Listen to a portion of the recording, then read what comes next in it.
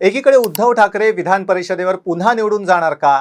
काँग्रेस उद्धव ठाकरेंना साथ देणार की काँग्रेसचा अतिमहत्वाकांक्षीपणा उद्धव ठाकरेंना नडणार याची चर्चा सुरू आहे। तर दुसऱ्या बाजूला ठाकरेंची डोकेदुखी आणखी एका कारणामुळे वाढणार आहे आणि ते कारण म्हणजे विधान परिषदेसाठी होणारं गुप्त मतदान झालं तर त्याचा सगळ्यात मोठा फटका हा महाविकास आघाडीला बसणार आहे। इतिहास बघितलात तर भाजप आणि महायुती बिलकुल शांत बसणार नाही। महाविकास आघाडीच्या आमदारांची मतं फोडण्याची पुरेपूर रणनीती महायुतीकडून आखली जाणार यात शंका नाहीये।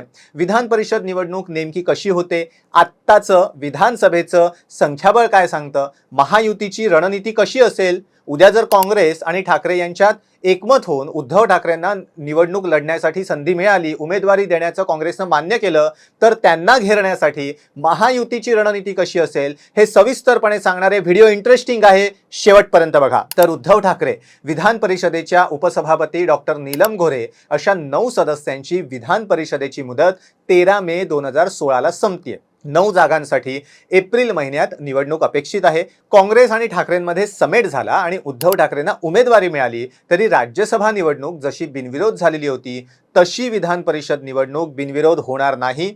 या निवडणुकीत 100% घोडेबाजार होणार, कारण गुप्त मतदानामुळे या निवडणुकीत मतांची फाटाफूट होण्याची सर्वात जास्त शक्यता आहे। इतिहास बघितलात तर विधान परिषदेच्या गेल्या 2 निवडणुकीत महाविकास आघाडीची मतं फुटलेली होती, त्यामुळे आघाडीसमोर आमदारांची एकजूट राखण्याचं आव्हान असणार आहे। आता महाविकास आघाडीचे उमेदवार ठाकरे असोत किंवा नसोत, मग महाविकास आघाडीला घेरण्यासाठी महायुतीकडून कशा पद्धतीनं रणनीती आखली जाईल तेही बघूयात। आत्ताच्या घडीचं विधानसभेतलं संख्याबळ बघितलं तर विधान परिषद निवडणुकीत प्रत्येक उमेदवाराला पहिल्या फेरीत निवडून येण्यासाठी जवळपास 28 मतं लागतील। शिवसेना उद्धव बाळासाहेब ठाकरे पक्ष, काँग्रेस आणि राष्ट्रवादी काँग्रेस शरदचंद्र पवार पक्ष यांचे मिळून विधानसभेत एकूण 46 आमदार आहेत, म्हणजे महाविकास आघाडीची 1 जागा ही निश्चितपणे निवडून येईल। त्यात समजा महाविकास आघाडीनं विधान परिषदेच्या 2 जागा लढवण्याचा निर्णय घेतला तर आघाडीला अन्य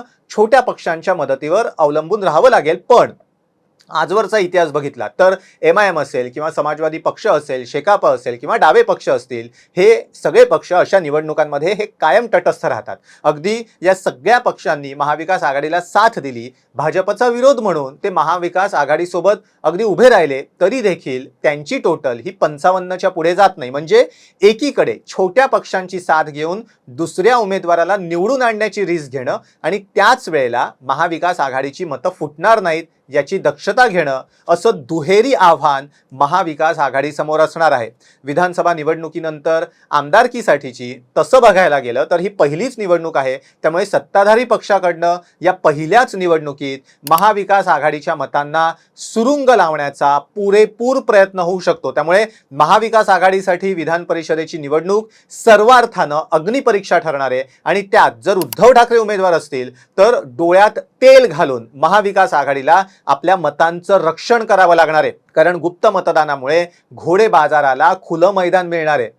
हा व्हिडिओ तुम्हाला कसा वाटला? विधान परिषद निवडणुकीमध्ये गुप्त मतदानाचा फायदा उचलत उद्धव ठाकरेंना हरवण्याची नामी संधी शिवसेना शिंदे पक्ष भाजप सोडेल का, यावर तुम्हाला काय वाटतं आम्हाला कमेंट करून नक्की सांगा। आणि हो व्हिडिओ आवडला असेल तर लाईक करायला, शेअर करायला विसरू नका आणि टाइम महाराष्ट्र चॅनल सबस्क्राईब करायला विसरू नका। व्हिडिओ बघितल्याबद्दल धन्यवाद।